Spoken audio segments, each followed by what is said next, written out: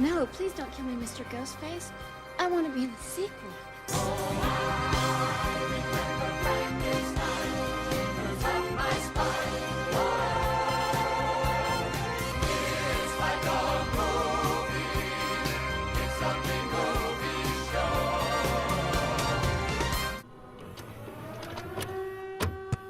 If you wanted to make a Jacob's Ladder movie, you could have just done that and left Silent Hill 2 alone.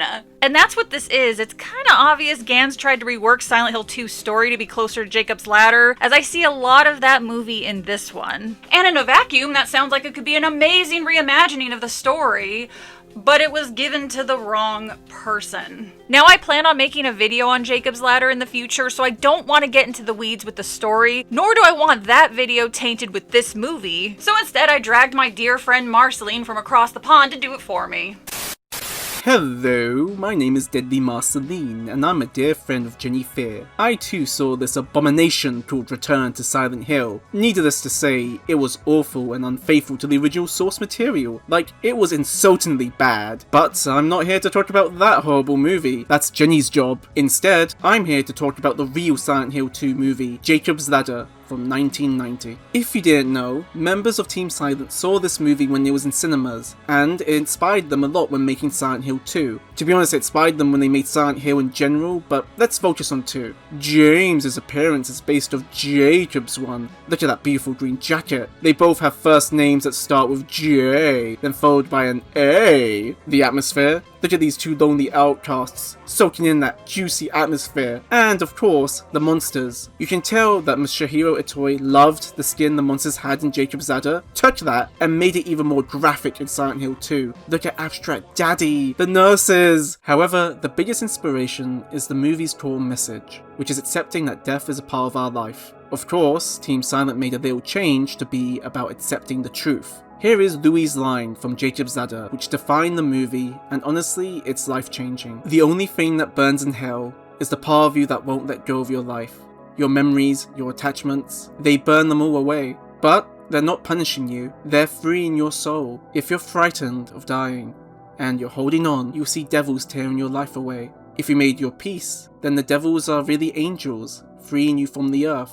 It's just a matter of how you look at it. So don't worry, okay? Such a powerful scene in the movie. This scene is what Silent Hill 2 is about. It literally describes James' story. Both James and Jacob see monsters and horrors in their story. They are holding on to their memories. It's ripping them apart. James literally makes a false memory to oppress murdering Mary. But once they accept the truth, the monsters go away. They see their loved one. They are finally free of their nightmare, their hell. Of course, there are differences between the two. Like, James is just a guy, and Jacob was a war veteran. James is looking for a Mary, versus Jacob playing a Henry from Silent Hill 4, and is like, what the fuck is happening? The hell are these monsters? What is this? But the true difference is that Silent Hill 2 is a video game, and being a video game made by, in my opinion, one of the best devs in the industry, Team Silent, they took full advantage of the medium. By playing as James, we sort of draw a stronger bond with him than Jacob. There are multiple endings that are impacted by how the player plays the game, which makes the experience more personal, and due to this, in my opinion, Silent Hill 2 has a stronger story versus Jacob's Ladder.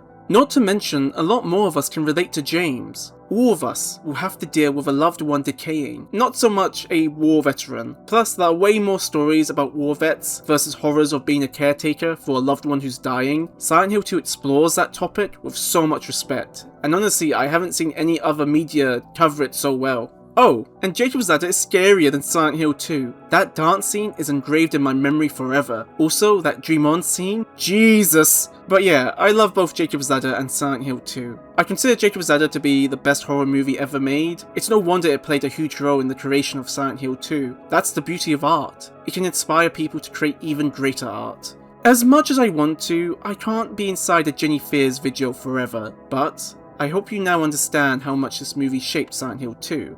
If you haven't watched it, please do. Jacob's Ladder is the movie that Return to Silent Hill thinks it is. Remember though, don't watch the Jacob's Ladder remake. That is a really bad movie. Just like Return to Silent Hill, it didn't understand the original source material. I have been Deadly Marceline, and okay, for reals, I'm out of here. Jenny, go get them, girl. Thanks Thanks, Marcy. Now abandon all hope, ye who enter here. I went to see this movie on opening weekend in the middle of the afternoon thinking surely there'd be a few other people to suffer through this with. I was alone in my theater. In a room full of nobody, I was watching this movie through my fingers like I was being forced to watch a fucking snuff film.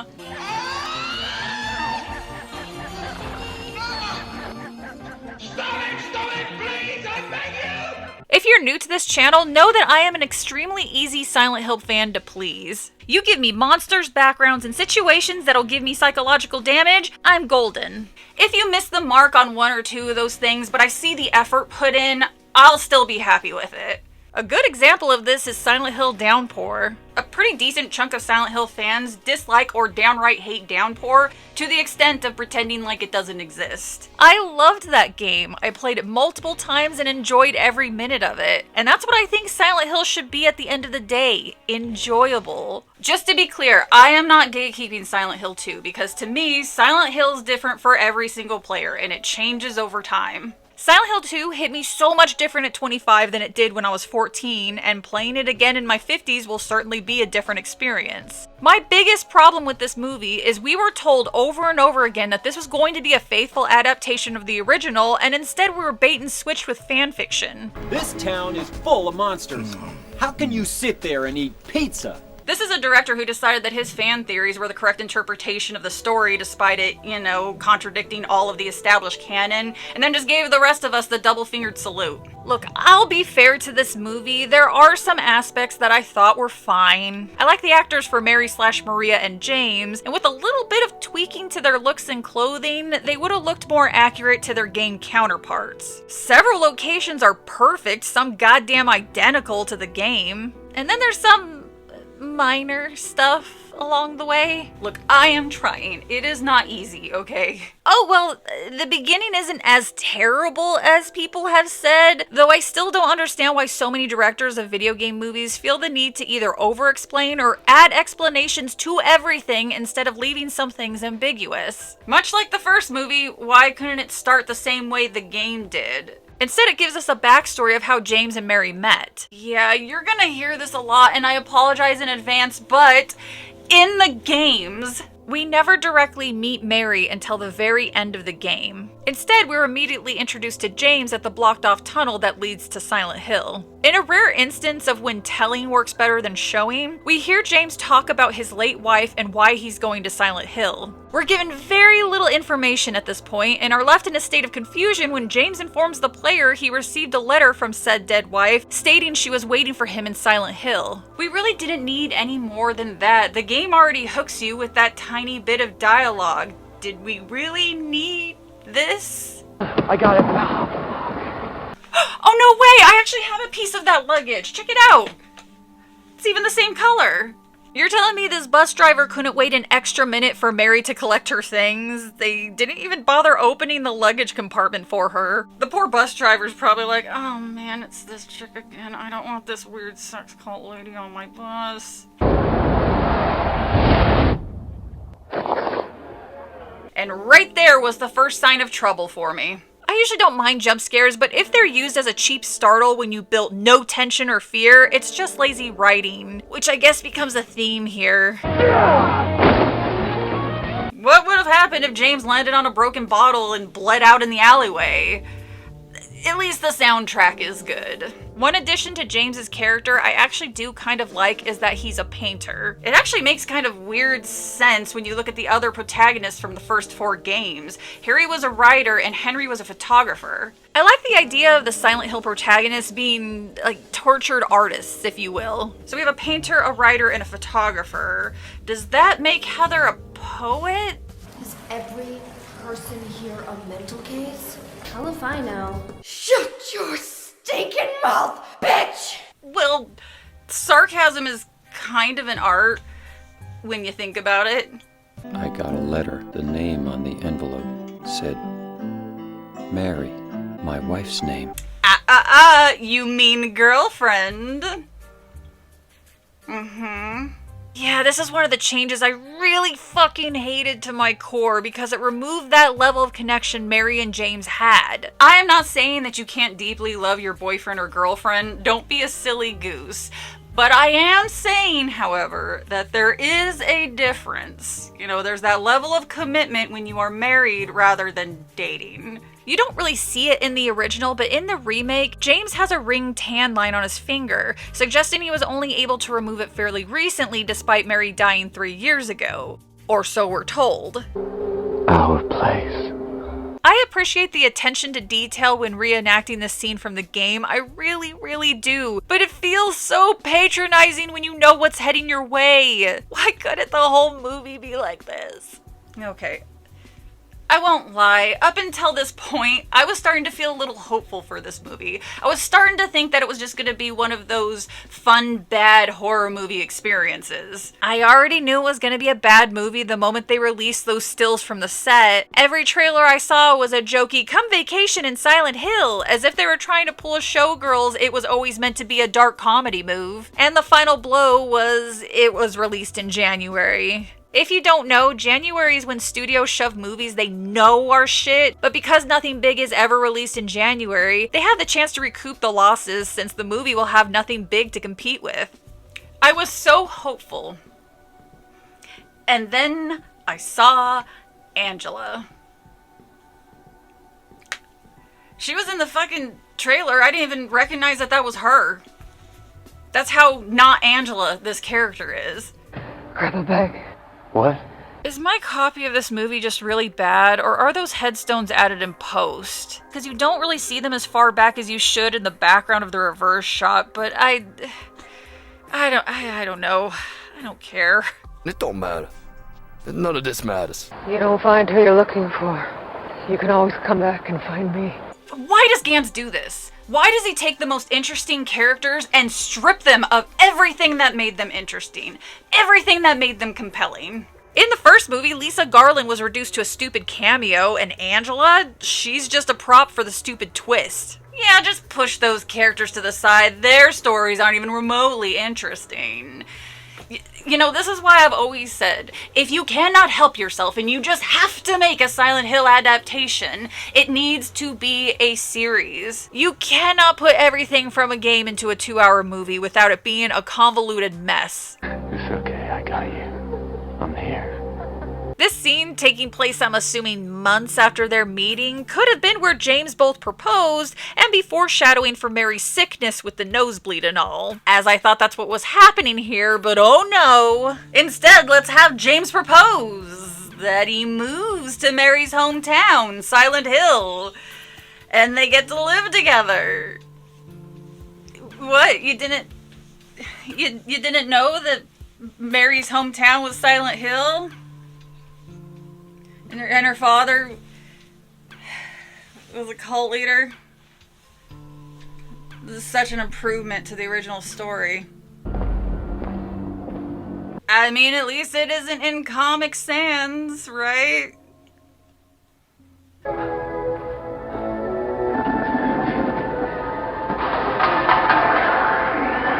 This is one of a litany of scenes where I thought he was going to reference something from the games, but Gans got me again! Keep fucking falling for it! In the games, James finds multiple mutilated corpses around town that all wear clothing very similar to his. It was so subtle in the original, it wasn't until I think the third playthrough that I noticed the guy in the chair had the same hair as James. And that's what I thought this was going to be. Instead, it's just a guy. A living, well, not for long, but for now, a living guy. A guy James seems to forget exists when he sees a familiar sign in the distance. In the game, Heaven's Night is a strip club. A strip club the game implies Maria was a dancer at, so why not change it to a boring socialite club in the town where all the hipster cult members hang out, and I'm not even kidding about that. Oh, I guess the guy in the alley is dead now from a terminal case of bad CGI disease. His character was so imperative to the story, I can't believe they killed him off. After seeing what the patient monster looked like, I lost all hope that this movie would even be like an enjoyably bad kind of movie. I knew what kind of ride I was in for. You know, I was watching this part and I was looking at this monster thinking, God, that is some shitty CGI. But you know what? It's not CGI. It's practical effects. Well, sort of. I gotta say, with all the problems I have with the first movie, the monsters weren't one of them. How are the 2026 monsters all a major downgrade from the same monsters from a 20-year-old movie? God, even the transition to the other world looks lazy. Why not just repeat the transition style of the first movie? That was so well executed, it was later used in Silent Hill Homecoming.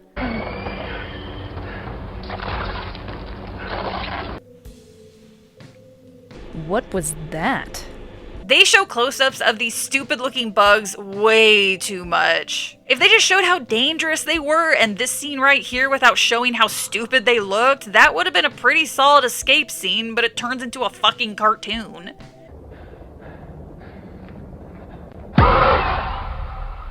Boo!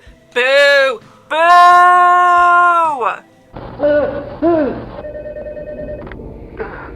Where are you? Oh, good to know there's cell phone coverage in Silent Hill. Oh, did I forget to mention that there were multiple scenes with James on the phone with his psychiatrist? Did you also notice me not mentioning it changed nothing in the story?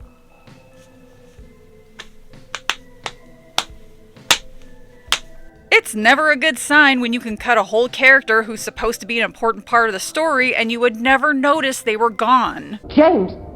James! Gans did this unnecessary bullshit in the first movie too, with Sean Bean's character, who should have just been Harry Mason, but whatever. Once again, in the games, once you're in the other world, you're stuck there until you can make your way through. I mean, with one glaring exception. By having these safe scenes wedged into the horror scenes, you're draining all tension you could potentially have, which is zero in this movie's case, but usually, it's a bad idea. You want to keep your audience scared. Oh, thank you. I never would have figured out that was Mary's dress unless you beat me over the head with it. It's just another potentially good scene completely botched. Because in the games... When James comes across the mannequin wearing his wife's clothing, we aren't spoon-fed that he recognizes them. He has a moment of familiarity, and the audience realizes why these clothes give James pause. Telling the audience without telling the audience. It's nitpicky, yes, but it's just another one of those very subtle, quiet moments that just adds to the story as a whole. But subtlety and slow burns are just so annoying. You have to, trust your audience and the crew you're working with? Ugh. I mean, come on! A wife suffering from a terminal illness that destroyed her mind and body, all while the man she loved more than anything selfishly killed her out of exhaustion, anger, and fear? Nah, man, nobody will understand or relate to that feeling of loss. Let's just throw all that out and instead sprinkle some of Alessa's backstory into Mary's and shoehorn in some weird eyes wide shut orgy shit for no fucking reason. What an improvement to the original story, am I right? Is that him? No, Mary's father wasn't in the original game, and he definitely wasn't a cult leader. And this isn't explained even in the slightest. Idiot. Why would you want your movies to explain anything? Hey, I'm supposed to be Eddie, I think. Comic relief. Look at my gross arm. Fuck you, James. Bye. I'm not in the movie anymore. It's great, because, Eddie wasn't important to the story. I'm sorry. I know I'm becoming a broken record at this point, but in the games, you do meet Eddie throwing up in the apartment complex, but he's not suffering from a sickness. He found a murdered man which made him sick, or so he tells James. He's also not antagonistic right off the bat. He just seems like a scared, immature guy who stumbled into unimaginable horrors. It isn't until you meet him later on in the story, after he's been through his own version of Silent Hill, that you see the mask begin to slip and show the monster that was hiding behind that unassuming facade. Just put the gun to their head. The remake is a little less subtle with Eddie. He's more quick to rage, more unpredictable, and sometimes when he talks, he has that 1,000-yard stare with very little emotion going on behind the eyes. It's clear there's something not quite right about Eddie from the very first conversation James has with him, and you can see James kind of recognizes that, but he's also a little too aloof to not set Eddie off multiple times. Oh, and the remake added a detail to Eddie that I just find it so perfect. It's just... Every time you come across Eddie, you can see his breath, as if it's always cold around him, but it's only ever him. It's something I didn't catch until the theater scene, and it doesn't seem like any of the characters noticed this either. I know some people thought that was a little on the nose considering where the fight with him takes place, but I thought it was really neat and I had hoped it would be in this movie. But oh no, every character has to have all their depth and backstory completely drained from them so they don't get in the way of the director's vision. With that said, it should come as no surprise that the only innocent character, Laura, has been reduced to the creepy little girl trope with a stupid CGI doll. Huh? Are you blind or something? Speaking of reducing characters to the Temu knockoff renditions of them, it's Pyramid Head that everyone can see. And of course every scene with Pyramid Head is loud with fast edits. I need to outsource this. In the games... No one ever sees or interacts with Pyramid Head in any capacity other than James and Maria. There's even a scene where James asks Eddie if he's friends with Pyramid Head, and Eddie is baffled by the question. I don't know what you're talking about. Pyramid Head is a manifestation of James's guilt arising from his belief that he needs to be punished. The first time we see Pyramid Head in the game is through bars, reminiscent of prison bars, maybe? There's no loud noise, no Pyramid Head reaching through the bars and grunting as if he's an actor in a lame haunted house outside of a mall, and it's not even a cutscene. Gans has no restraint here. The whole fear in the original is that you think the monster will reach through and grab you. Your imagination is what gets you. By showing us what we thought would happen, it just sucks the fear right out of it. Look, Pyramid Head is violent with James and does attack him multiple times in the games, but he's not like Mr. X. He's basically a very aggressive theater attendant. He pushes James, sometimes literally, towards the path that leads to the truth that James is so desperately trying to avoid. Oh god, here it comes. Oh, so we're just not getting the Legsy O'Houlihan monsters, huh?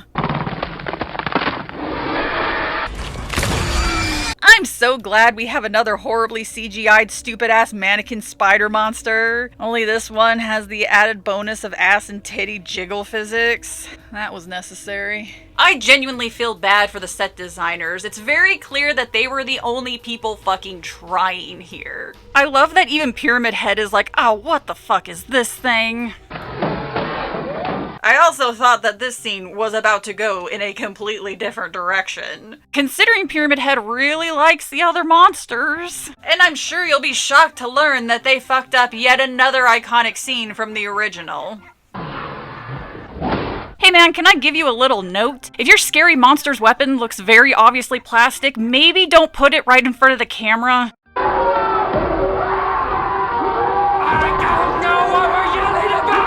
Not a great sign for your horror movie when your scary scene made me laugh in the theater. Mostly out of frustration. I told you not to come. I get what they were trying to do, as you can see it done correctly in the remake, but the framing here just reminds me of Annoying Orange. Out of all the stupid shit in this movie, and believe me, there is a lot, the only thing that genuinely pissed me off about this movie is what he did to Angela's character. It's interesting because plenty of people who has played the game didn't realize that actually Maria and Angela are another representation of Mary. Oh really? Oh, I guess you're right. A lot of people didn't know that because it's not fucking true. In the games... Angela is a 19-year-old woman who came to Silent Hill looking for her family. Little does James know, Angela had actually murdered her father after he had been physically and sexually abusive toward her damn near her whole life. The novelization says she killed her brother too, who was also abusing her, but it doesn't go into detail. Her mother constantly told her she deserved what was happening to her before abandoning the family. Are you afraid? I'm sorry. She has bouts of extreme fear or anger towards James when he approaches too quickly or says something that triggers her trauma. Relax. Don't on order me around! I'm not trying to order you. No! The original only hints at the trauma Angela experienced, while the remake is more explicit by expanding the boss fight, adding an additional scene and dialogue. Are you sick? What I did? Look at me! I mean, for fuck's sake, the monster representing her father clearly depicts some fucked up shit and is named Abstract Daddy. It's always the same with you. You're only after one thing. Angela, please. Where did you get any of this correlation between Angela and Mary besides your ass? Angela is her own character. She has no connection to Mary, and the only connection she has to James is that they're both stuck in Silent Hill. And they killed somebody. And while I'm at it, Laura is also not Mary's younger self. It's just a bad fan theory people ran with. See a fart face? Laura! It's astonishing how we have a remake that was lovingly crafted by a tiny team that didn't replace the original but added to it, and then we have a movie made by a multi-billion-dollar studio backing a director who thought he understood Silent Hill 2 better than anybody else, then removed all subtlety, depth, horror, sadness, and the heart of the game in favor for a collection of the stupidest fan theories to stem from 2. I was very scared, but I didn't cry. Catch me! What? What was that? I've been watching you. Hi, I'm here now. No need for sensical dialogue or a reason why James doesn't initially mistake Maria for Mary, despite her looking exactly like Mary in a bad wig. Isn't this a much better version of the peer meeting? Maybe I'm just distracted by the terrible wig, but I think what's actually throwing me off is the outfit is not flattering on her, which is a wild statement considering she has Maria's body type. Looking at this costume, I almost gave it a pass because I thought maybe it's just an outfit that doesn't translate well into the real world, until I remembered that this outfit was copied from one Christina Aguilera wore at the Teen Choice Awards in 1999. What? Gans, this wouldn't have made sense in the games even if you were going for the Maria ending, so it makes even less sense here. Also, if someone I was attracted to looked at me with that level of disdain and disgust after I held their hand, I'd simply crawl into my own asshole. This video was not originally going to go through the whole movie. I was just going to pick out a few choice scenes that I recalled just being particularly bad, but I realized it was impossible because every single scene in this movie has something terrible in it. James follows Mary and her hipster friends to an abandoned building where he witnesses a cult meeting. Oh, sorry, this is Eyes Wide Shut. Where Mary drinks a liquid and then she, secretes blood, I think, and the cult leaders lick it off her for reasons, and they also record this with an old camcorder for reasons. This is present day. Everybody has a cell phone, so I don't know why they're specifically using a camcorder. Oh god, it's so fucking stupid. There was this religious group founded by this preacher named Joshua Crane. And his daughter, she's who you're looking for, isn't she? Wow, that's quite a shot in the dark there, Maria. It's almost as if your character is terribly written. It looks like James summoned the other world, and Maria just looks mildly interested and has no questions, I guess. I have questions. I have all the questions. Oh, the nurses! We can finally have a scene where it's tense and scary and quiet and they have to sneak by without making any sound and... Come on!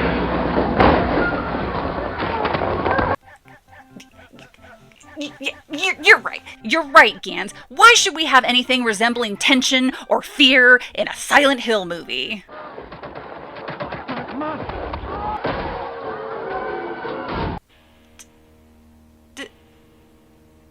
Did this movie just run right past the hospital basement scene? One of the most intense scenes in Silent Hill 2 is the hospital basement scene. James and Maria are running through a narrow hallway when they realize, either by just a glimpse in the original or a cutscene in the remake, that they're now being chased by Pyramid Head. And at the end of this chase, Maria is murdered by Pyramid Head, leaving James alone in the elevator, traumatized by what he just witnessed. So of course, let's just breeze by that. That wasn't an emotionally impactful scene. You know, Since Gans didn't even attempt to make an accurate adaptation of this game, we don't get a single scene that everybody was hoping to see on the big screen. And no, I'm not counting any of the half-ass attempts, with the only exception being the bathroom scene, because that was the closest to a full-ass execution the whole movie had. As for the other scenes, Pete's bowling, the creepy writing in Neely's bar and around town, Do I Look Like Your Girlfriend, the hospital roof, Maria's keys to Heaven's Night, the meat locker pow, the noose puzzle, the burning staircase, the jail cell exchange, the fucking VHS reveal. None of it. We get none of it. You can say it. What? I look just like her. No movie! Bad movie! That's a bad, bad movie! If you find out she's gone, we leave together. We don't look back. You have known each other for, what, an hour? What is this dialogue? Yeah, I'm just gonna lock her in here. I'm topped off with crazy. I do not need more. You have to tell me where Mary is. Doesn't look like you want to find her. No, I do. You left her all. I'm sorry, what the hell was James supposed to do in that situation? You tell me, movie. He finds out his girlfriend has been lying to him and is in some weird blood cult, and despite all of that, he still tried to get her to leave, and she refused even though he met her while she was trying to actively leave. What do you expect him to do? Stay in a town where he's treated like an outsider while his girlfriend goes to an orgy every Tuesday? I'd fucking leave too! That day, I was leaving and then you showed up. No one was stopping you, Mary. You're the one who waved the bus driver off. You're the one who decided to return to town instead of, oh, I don't know, wait for the next bus or order a rideshare. Don't put this on James. You nearly run me down and now you're giving me a hard time. What are you talking about? You were nowhere in the road when James hit your luggage, Mary. I hate this version of Mary. She's such a little victim and she's so manipulative. Why is Vecna here and why is he fisting James's throat? Are you with us, Mr. Sunderland? What's going on? What's going on? Where am I? This was the closest I came to walking out of the theater because I thought he was going to just straight rip off Jacob's Ladder, and I was like, I can't see it. I can't. My boy. Look what they've done to my boy. But luckily for us, Gans got as bored of the overdone "it was all a dream" trope as the rest of us, and drags James back as Evil James. Then Evil James gets a kiss from Maria, and Evil James and Maria run right through the labyrinth so fast I didn't realize this was supposed to be the labyrinth until a second viewing. Mary's not dead. And you're not real. Yeah, James was aware Maria wasn't real to some extent, and it was confirmed towards the end of the game, but he still cared about her enough to have this Oscar moment. He didn't personally summon the Pyramid Heads and have them violently murder her. You can't just kill someone. You're just in my way. No. How? How is she in your way, James? Goodbye, Maria.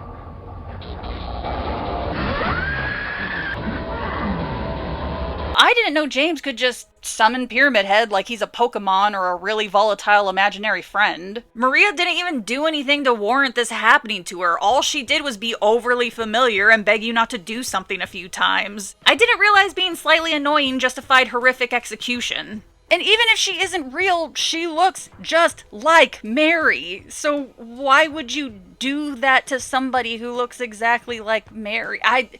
It's so fucking mean-spirited and so pointless. I fucking hate this scene. Just like the other characters, she's of so little importance to this plot, they could have just cut her all together and it wouldn't have changed a goddamn thing. You don't do this. You don't have a character that you want your audience to care about do shitty things like this. Especially with no explanation. People are just going to give up on the character. They're not going to care about the character. If James wasn't already horribly unlikable in this movie, this scene would have swung the pendulum the other way for me. Even knowing the game's story does not help me out here because I have no idea why he did that. Needless to say, this is not the dynamic of James and Pyramid Head, but at this point, if I keep watching this much longer, my blood pressure is going to pop an eye vein. God, God, shut up, movie. Just shut the fuck up. God damn it. Wow, that fake beard is... Wow. I mean, God, my shitty little mustache I made with eyeshadow looks more convincing than that beard. Shove a nose up the brain. Jesus, tap dancing Christ on a cracker. Did you fish these effects from the dumpster behind Industrial Light and Magic? What is this? Why is he even here to begin with? The hotel was James and Mary's special place in the games. He has no connection to it in this movie. I don't think this is where the cult meetings were happening either, so I don't know what the point is for him to be here specifically. What's Mary's full name?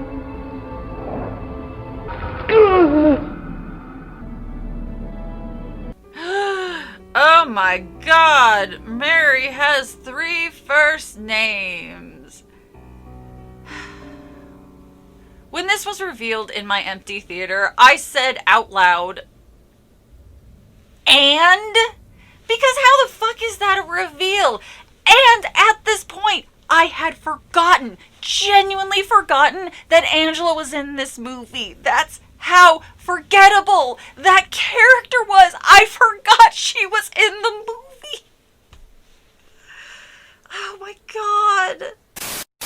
Hey, it's Jenny from the future while editing. I was informed by a subscriber during my last stream that there's a deleted scene where Eddie was supposed to be James's equivalent to this stupid fucking twist. So as bad as this reveal was, it could have been so much worse. Oh, and I guess that explains why Eddie was only in that one scene, huh? Still dumb. Oh boy, Abstract Daddy makes an appearance, removing all subtlety to its look. James doesn't even fight Abstract Daddy, it's just another lazy cop-out clumsily disguised as deep and artsy. That fake beard was the best jump scare in this movie. It got me both times it showed up on screen.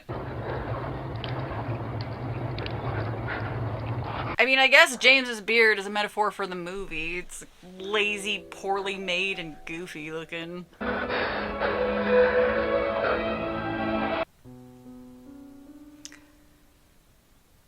So let me get this straight.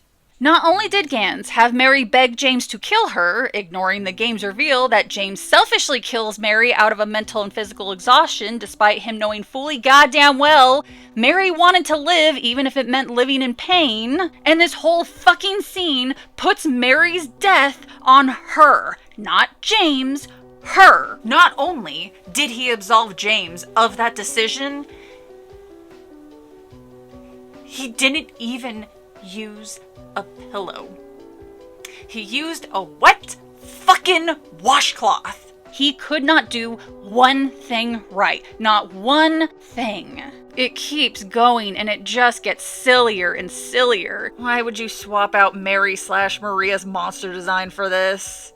And as a cherry on top, I thought they were going for the in-water ending, which I feel is the best ending because it seemed like the natural conclusion to that story. The game, not this piece of shit. Because bummer endings in horror movies/games are the best in my opinion. But just kidding, James gotta get back to the past. Pyramid, James, watch out. I don't really remember how that song goes. What do you paint?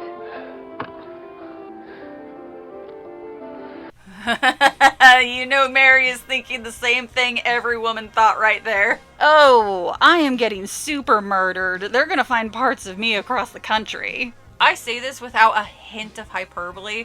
I stood up in my theater, surrounded by empty chairs, and yelled, "Fuck you!" at the screen as if the movie personally insulted me. This is like, the fuck you say about my mom? Oh, my earrings. I feel I'm rightfully resentful when we were lied to and then had people involved in the movie wag their finger in our faces for daring to complain it wasn't a faithful adaptation like they claimed it would be. We'll bite that finger off. Even removing any ties to Silent Hill, it's still an awful movie.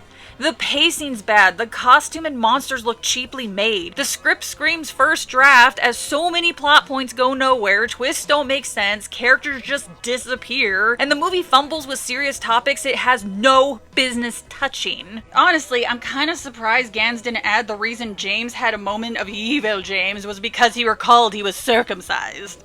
Yeah. There was a circumcision theory surrounding a character in Silent Hill 4. Look it up. I dare you.